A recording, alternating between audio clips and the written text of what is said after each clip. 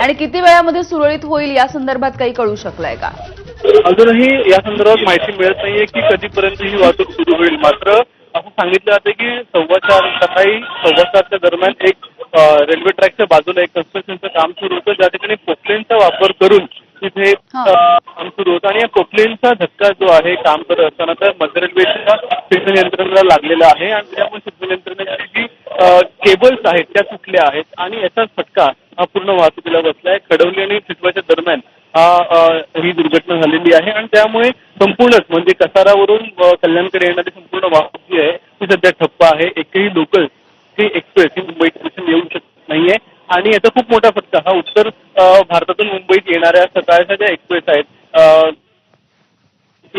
बिहार पंजाबवरून येणाऱ्या त्या सगळ्या एक्सप्रेसला याचा खूप मोठा फटका बसलेला आहे आणि अजूनही काम सुरू आहे. ते कधीपर्यंत पूर्ण होईल याची माहिती मिळत नाहीये. मात्र याच्यामुळे खूप मोठ्या प्रमाणात लोक जी आहेत प्रवासी जे आहेत वेगवेगळ्या स्थानकांवर सध्या.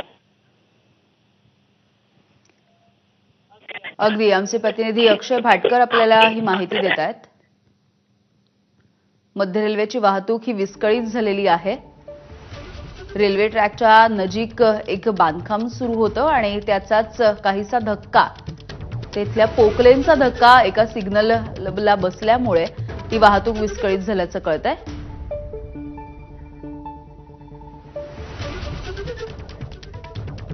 आणि पुन्हा एकदा बातम्यांचा वेगवान आढावा घेऊयात 9 सेकंदात बातमी.